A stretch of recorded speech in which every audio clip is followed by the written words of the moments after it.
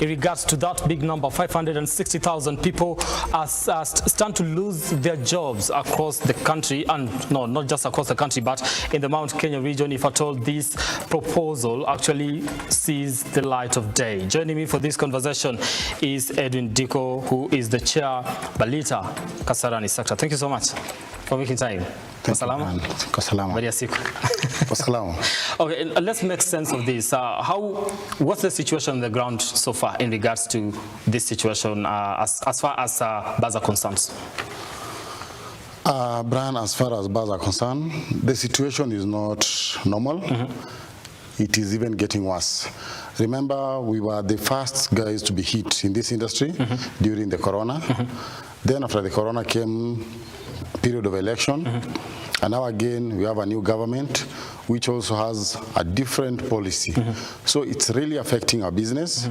It's not business as usual. Okay. People are closing down their businesses because even the profit margin is almost zero. And when you look at the regulations and the policies that are being mentioned, it's squarely affecting us as the bar owners. Okay. And this has really made us to go to other types of businesses or focus to other types of brands, which are not maybe legit. All right. Let's talk about the issue here, because the issue seems to be, you say the profit margin to some extent is close to zero. When you say that, what do you mean so far? Yeah, I say that because when you look at the bar owner, he'll buy this brand at maybe you can get maybe a 200 shilling bottle, and for you to have that profit, maybe sell it around to 50. Then this 50 bob is for your business, for your waiter, also for the government. You know, at the end of the day, you look at the bigger picture. Are we in business, or are we just trying to be in business? You know, there's a difference between being in business is where you feel the importance of what you are doing. But sometimes, because of the harsh situation we are in, you are just in business for the sake.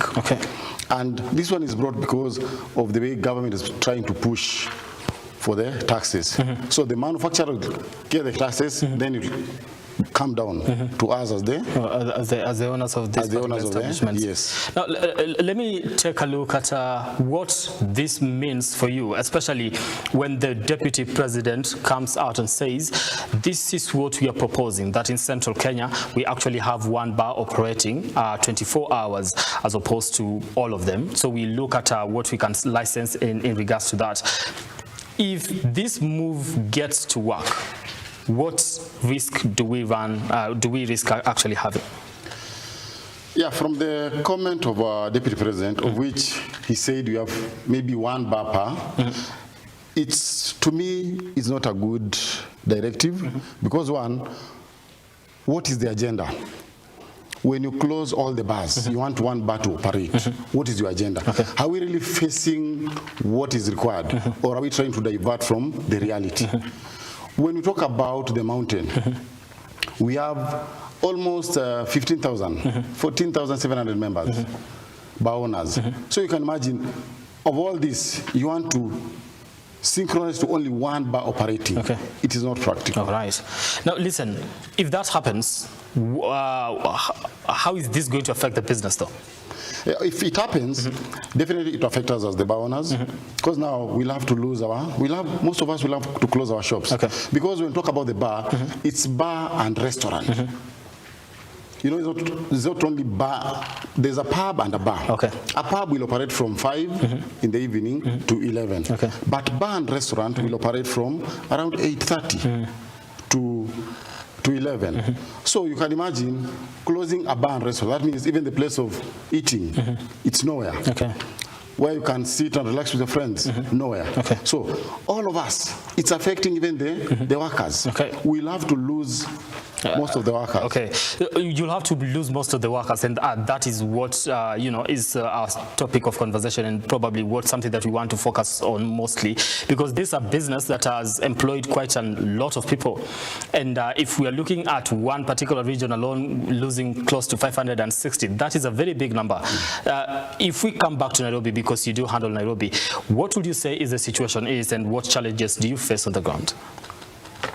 In Nairobi, it's equally the same task. There's a lot of challenges. Recently, we had a challenge of a place where we had our 10 bar owners, but because of maybe disagreement with the residents, Nyumba Kumi did a letter.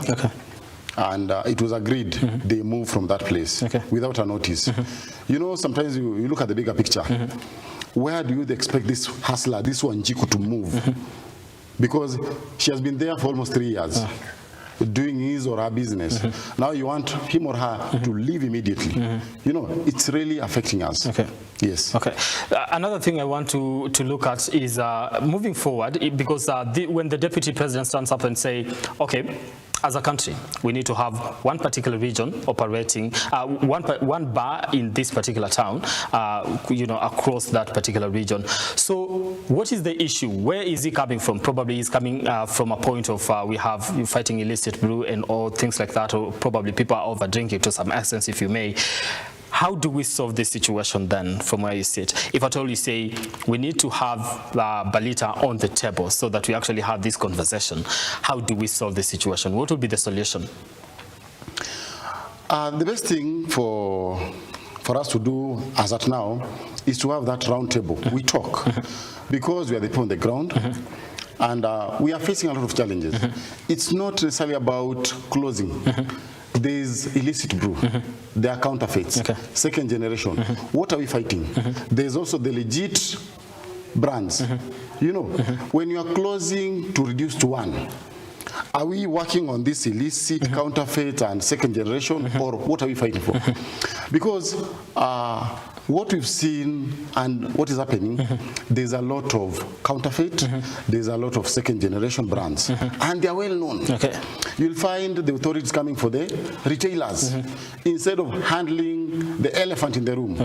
You know, these brands come from a manufacturer. And the manufacturers are well known with the government. So what we are pleading with the government, it is let us fight a real war. That is to say, let us not harass the Wanjiku, the hustler, who is trying to make a living. Bring on board legit brands and let it be known. These are the brands we expect to be in the market.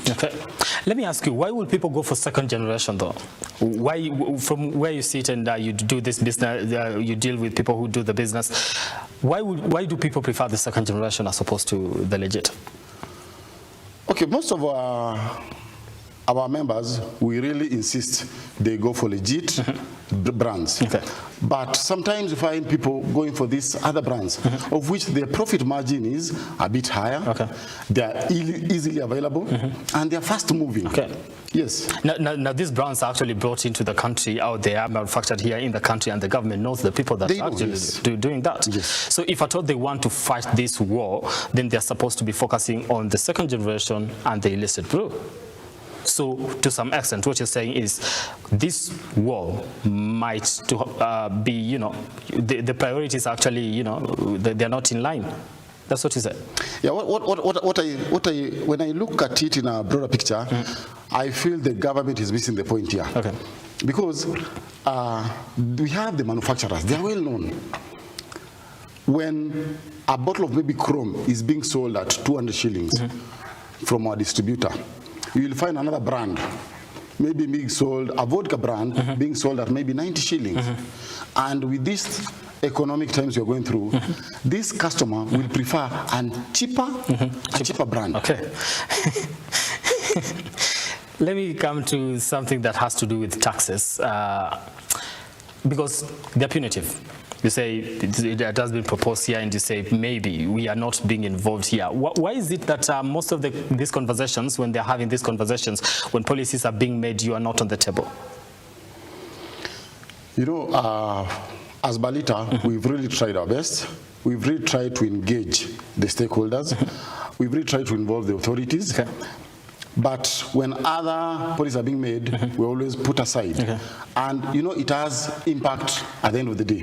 When you hike the tax for maybe a bottle of maybe Guinness, a customer will not go for that Guinness. Will go for a cheaper or a second generation brand.